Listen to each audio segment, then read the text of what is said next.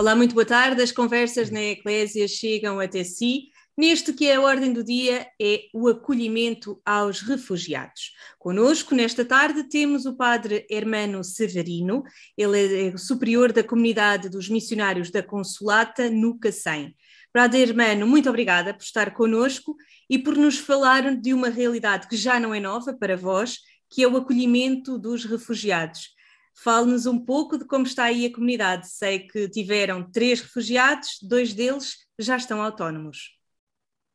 Muito boa tarde, Sônia. Obrigado por este convite. Realmente é um gosto voltar a conversar consigo através da Eclésia.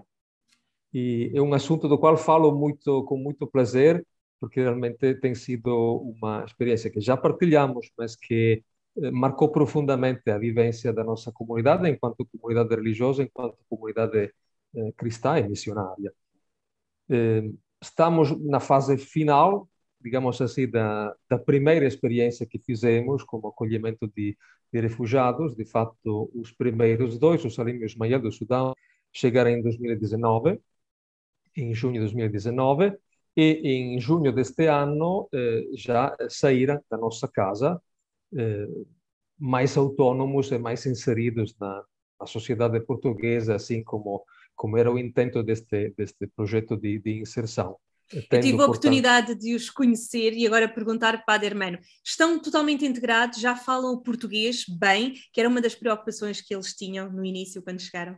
Pois era, a preocupação deles e também nossa, porque quando chegaram falavam apenas árabe e outra língua local da região deles, portanto pensávamos que teria sido muito mais difícil. Na verdade, eles agora falam um português muito bom, quer dizer, e até que as entidades que trabalham com refugiados ficaram admiradas de poder fazer entrevistas desde os primeiros tempos em português e, portanto, conseguindo comunicar. Isso é realmente nós tentamos proporcionar, nós e também o JRS, com certeza, alguma oportunidade boa de formação, de aprendizagem da língua. Mas, de fato, eles, desde o primeiro momento, empenharam-se totalmente e, portanto, cada momento estavam a ouvir, a escrever, a treinar alguma coisa. E foi um processo interessante que aconteceu graças a algum curso externo, mas também aqui dentro da comunidade. No ano passado, quando tudo parou por causa da pandemia, de fato, os professores deles foram aqui dentro da comunidade. Portanto, foram, seja um padre, um outro seminarista que deu algumas aulas de informática, um outro dos nossos hóspedes acolhidos aqui que deu aulas de português escrito. Portanto, não era infrequente encontrar o Salim e o Ismael sentados na sala a ler um livro, como, por exemplo, O Príncipezinho de Antoine de Saint-Exupéry, em português. Portanto, quer dizer, o empenho deles foi notável e permitiu conseguir um resultado de uma autonomia linguística que era pelo menos, dos 2 objetivos principais desses 18 meses do apoio do ACE. A comunidade continua também ainda com um outro jovem que chegou mais tarde. Sim, em março do ano passado, chegou à nossa comunidade um jovem da Nigéria. Também ele tinha chegado à Itália com o barco, exatamente como o Salim Ismael, e depois foi deslocado a Portugal e acolhido por nós, sempre em parceria com o JRS. Ele chegou mesmo antes do início do lockdown. Ele tinha 28 anos naquela altura, ele é soldador. Tendo o lockdown, desde logo, ele começou toda a formação aqui em casa. O nosso padre Norberto, português, já de uma certa idade, é o mais ancião aqui da comunidade, 84 anos, tornou-se o seu professor de português. Portanto, foi também simpático ver como nasceu uma relação de amizade entre estes dois. E, de fato, quando fomos a Évora, porque em primeiro lugar o Bright estava no centro de refugiados de Évora, quando fomos conhecê-lo, veio também comigo o padre Norberto, e o Bright ficou logo assim, tranquilizado também pela presença de uma pessoa idosa, né? Também, como dizer, a sociedade africana em geral, quer dizer, uma diferença, mas em geral, é muito atenta às pessoas de uma certa idade como fonte de sabedoria. Portanto, ele encontrou este pai, este avô, que logo lhe deu, como dizer, uma certa segurança em confiar em ir a morar na nossa casa. Padre Hermano pertence à comunidade dos missionários da Consolata, vivem em comunidade, mas são missionários. Os missionários, nós temos sempre a ideia de alguém que parte. Vocês aí no Cacém acolheram quem partiu em dificuldades, com a esperança de encontrar um mundo novo, uma vida nova. Que experiência agora é essa de acolhimento sem terem de partir? Eu sintetizaria assim: foi uma experiência de evangelho puro. Quer dizer, eh, sem negar claramente a necessidade de partir, estamos aqui a... Mas é verdade também isso que o Papa Francisco, nestes últimos anos de um magistério, insiste muito, uma igreja em saída é, antes de tudo, uma saída de si próprio para ir ao encontro dos outros. Os encontros dos outros que precisam, que encontramos ou que venham ao nosso encontro, como neste caso. E para nós foi realmente uma experiência de evangelho puro. E a este propósito, eu gostava só de relatar como é que foi a despedida do Salim e do Ismael. Em um domingo, último domingo de maio, fizemos um almoço, como sempre, preparado com cura aqui em casa, com a contribuição de todos, e numa mesa pluricultural, como sempre, plurireligiosa. Pensamos de fazer esta despedida, dando espaço aos sentimentos de gratidão que albergavam em cada um de nós. E a um certo ponto da refeição, eu pedi para que fosse proclamado o Evangelho segundo São Mateus, do capítulo 25, né? A parábola do juízo universal. Eu era estrangeiro, vocês me acolheram. E quis que fosse proclamado em português e em árabe. E foram eles a ler em árabe o Evangelho. Então foi extremamente emocionante ouvir as palavras de Jesus pronunciadas por estes rapazes muçulmanos. Então, para eles não foi difícil se identificar imediatamente com aqueles que chegavam e que não tinham nada. E falar, pois, é verdade, nós chegamos cá, não tínhamos nem muita coisa para vestir. E para nós foi evidente que tínhamos vivido, graças a este evento, aquela página de Evangelho, da simplicidade de uma escolha, não acho particularmente extraordinária, mas querida pela comunidade. E é interessante que um deles citou as palavras de Jesus e disse, pois é verdade, Jesus dizia, amai-vos uns aos outros. Né? E disse, pois isso é verdade, nós vivemos isto aqui, porque vocês não nos acolheram como coitadinhos, como gente que precisávamos, como irmãos, como filhos, como amigos, e disseram, de fato, nós aqui, na vossa comunidade, reencontramos a família que deixamos há 5 anos na nossa terra, quando começamos esta viagem. E, portanto, por um lado, foi por eles ver que se identificavam nesta parábola, e para nós que, no fundo, viver o Evangelho, não quero dizer que seja simples, mas não é tão difícil. Mas o importante é abrir ao Evangelho a casa e o coração.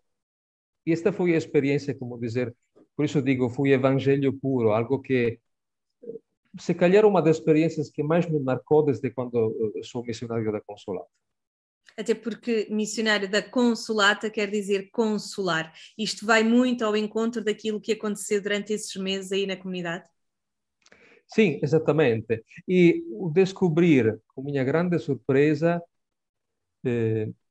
que a missão, a ação da igreja nunca é alguma coisa que se dirige apenas a destinatários.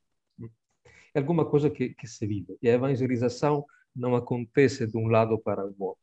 É algo que se vive juntos. Né? E, de fato, eles mesmo sendo de religião diferente, porém juntos escrevemos uma nova página de evangelho. Então, é mesmo verdade o que escreve São Paulo aos Efésios, né? Quando diz, um só Deus que é Pai de todos, em todos atua, né? E em todos se encontra. Nós vivemos nisto, porque depois também nesses rapazes era forte uma dimensão de espiritualidade. Portanto, eles são gente queresa, jovens que são evidentemente orientados por bons princípios que lhe foram dados ao longo da sua educação religiosa e familiar. Portanto, eu acho que é mesmo isso, descobrir que na igreja não existem destinatários. Né? hoje em dia, mais do que em qualquer tempo, é mesmo necessário esta disposição a viver, a se deixar evangelizar enquanto tentamos fazê-lo, né? Mas também o evangelizador precisa de ser evangelizado. Padre Hermano, partiram 2 dos jovens, o outro também vai fazendo esse caminho para partir, depois a casa vai ficar mais vazia? A casa está a ficar, de fato, mais vazia. Sentimos falta desta presença, né? Uma presença que tem renovado e tem feito muito bem, na minha opinião, a vida da comunidade. A abertura não é apenas uma maneira de oxigenar, mas também uma maneira de viver. Eu acho que a comunidade religiosa, hoje em dia, tem o risco forte de se institucionalizar. E, pelo contrário, nenhuma realidade de instituto, de congregação nasceu assim. A maioria dos fundadores sempre pensou em um modelo de fraternidade que fosse familiar. O nosso fundador, o Beato José Lamano, fala mesmo disso, este não é um instituto, é uma família, né? E então acho que a presença dos refugiados, mas como também dos outros residentes que tivemos aqui ao longo destes anos, neste pequeno projeto de acolhimento temporário, abriram o coração, abriram o estilo da comunidade, fazendo ganhar a todos em termos de familiaridade, de humanidade, na maneira de habitar os espaços, na maneira de construir, diria assim, liturgias durante as refeições, que se tornaram realmente um momento de fraternidade, como deveriam ser, quer dizer.